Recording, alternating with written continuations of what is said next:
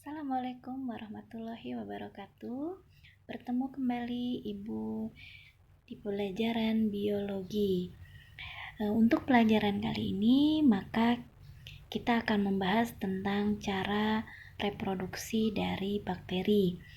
Nah, di slide yang sebelumnya Ibu kasih, ini sudah terdapat slide tentang bagaimana reproduksi bakteri. Ada secara seksual, ada secara aseksual. Nah, simak dahulu, baca dahulu slide dari Ibu, lalu simak penjelasan Ibu di video berikut ini. Baik, reproduksi bakteri dibagi menjadi dua, ada aseksual dan ada seksual. Jadi, aseksual di sini artinya bakteri tidak perlu pasangan, artinya dia bisa membelah secara sendiri. Dengan arti dia bisa berkembang biak secara mandiri. Aseksual ini dilakukan dengan pembelahan biner, ya. Jadi bakteri berkembang biak bisa secara langsung dengan cara membelah diri, yaitu dengan pembelahan biner. Untuk yang seksual ini dibagi menjadi 3. Ada cara transformasi, lalu ada transduksi, dan yang ketiga ada dengan cara konjugasi. Ya. Jadi secara aseksual dengan pembelahan biner, secara seksual dengan 3 cara, yaitu transformasi, transduksi, dan konjugasi. Baik, Ibu jelaskan dulu untuk yang biner. Nah, untuk perkembangbiakan bakteri secara aseksual yaitu biner, di sini artinya bahwa satu sel bakteri nanti akan berkembang menjadi 2 sel bakteri. Jadi dia membelah, ya. Ini dia akan mengalami pembelahan biner dan akan menjadi 2 sel bakteri. Lalu satu sel bakteri ini akan membelah lagi menjadi 2 sel, lalu akan membelah lagi menjadi 2 sel. Begitu seterusnya, dari satu sel akan membelah lagi menjadi 2 sel anakan baru. Inilah yang disebut dengan pembelahan biner, ya. Nah, pembelahan biner ini memiliki rumus, ya. Rumus untuk pembelahan biner adalah 2/n, di mana n ini adalah menunjukkan jumlah kelipatan atau jumlah, di mana n ini menunjukkan jumlah pembelahannya, ya. Nah, misalnya ada bakteri yang setiap 20 menit itu biasanya dia membelah 1 kali pembelahan. Nah, kalau ada soal lalu dalam 1 jam atau dalam 60 menit berarti berapakah jumlahnya, gitu ya, berapakah jumlah bakterinya. Nah, kalau yang ini kan 20 menit 1 kali pembelahan berarti jumlah bakterinya 2 sel, ya. Nah, kalau 1 jam berarti berapa jumlah bakterinya. Nah, maka di sini dengan menggunakan rumus, kita cari n-nya dulu. 60 menit dibagi 20 menit berarti berapa kali dia membelah? Berarti dia 3 kali belah. Maka masukkan ke dalam rumus. Rumusnya 2 pangkat N. Maka 2 pangkat N-nya 3. Maka 2 pangkat 3 adalah 8 sel. Maka di sini dalam waktu 60 menit atau 1 jam, maka bakteri sudah menghasilkan 8 sel. Itu beberapa jenis bakteri yang membelah dalam 1 kali pembelahan 20 menit. Nah, nanti macam-macam bakteri pun waktu pembelahannya akan berbeda-beda.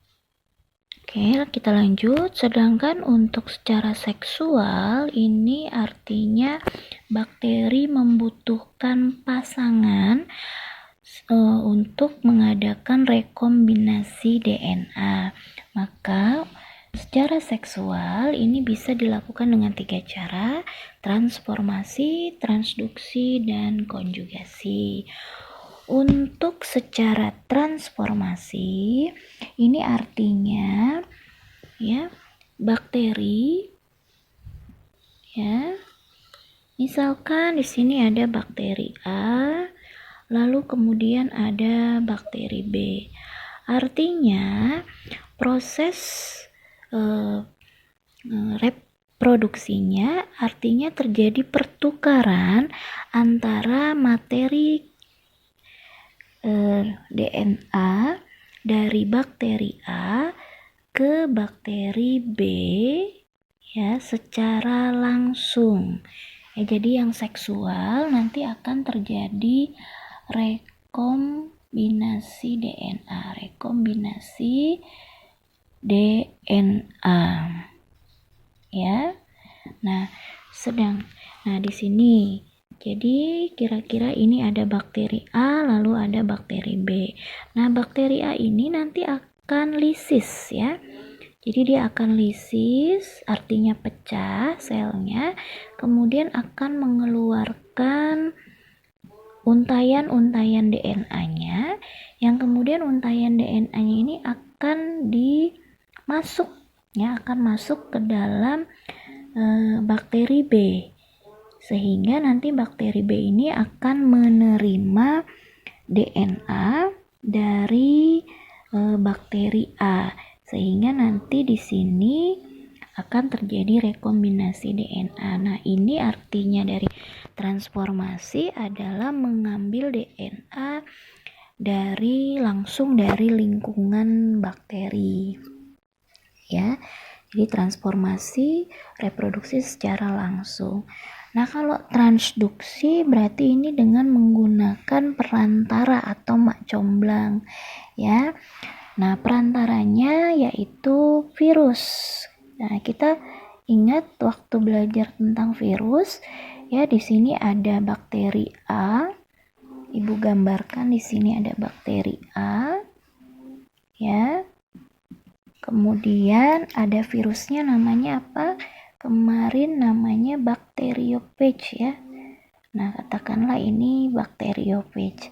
Nah, nanti virus ini atau bakteriophage ini akan menginfeksi bakteri A.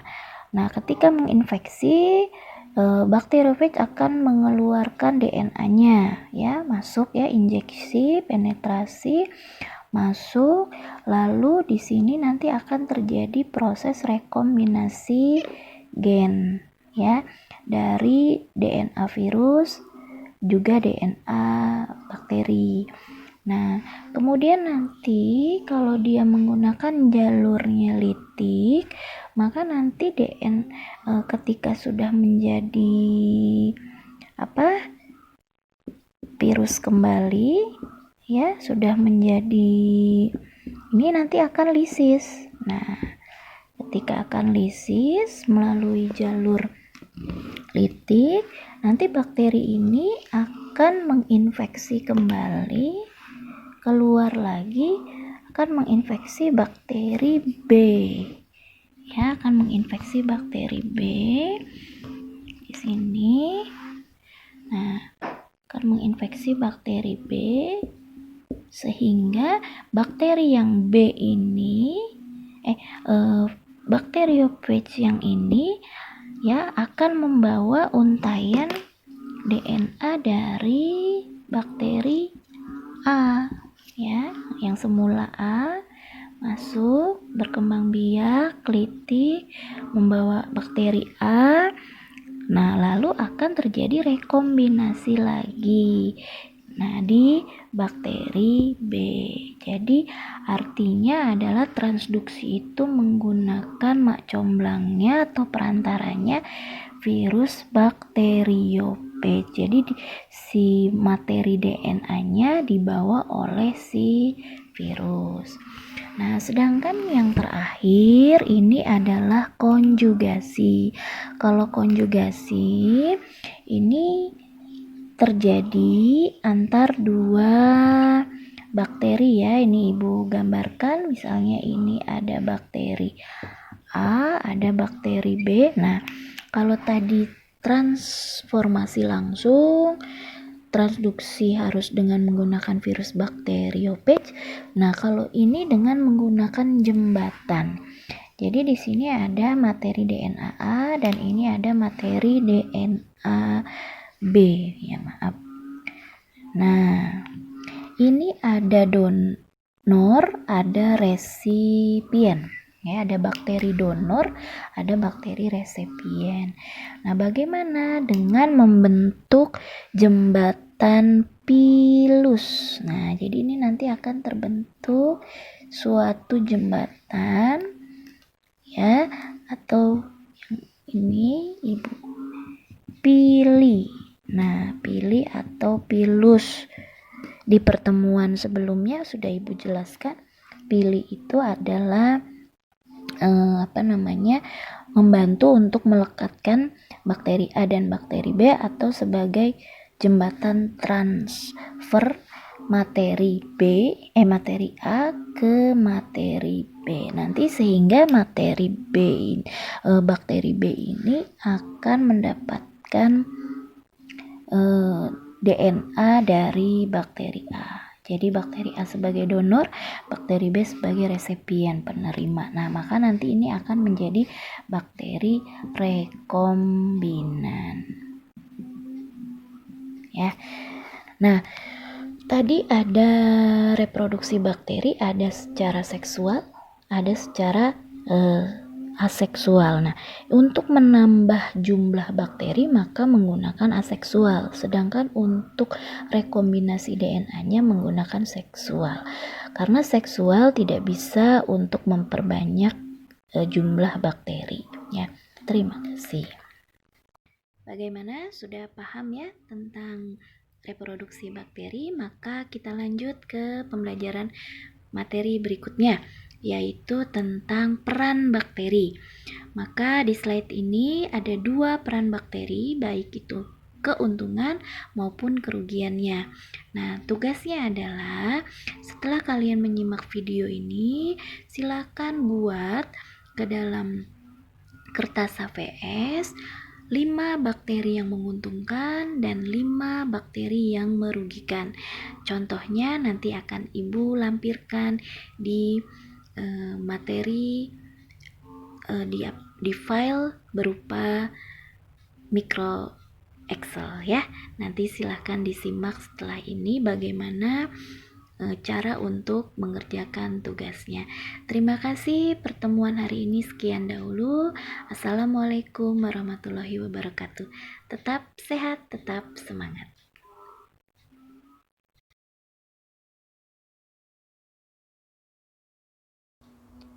5 peran positif bakteri dan 5 peran negatif bakteri beserta ciri-cirinya.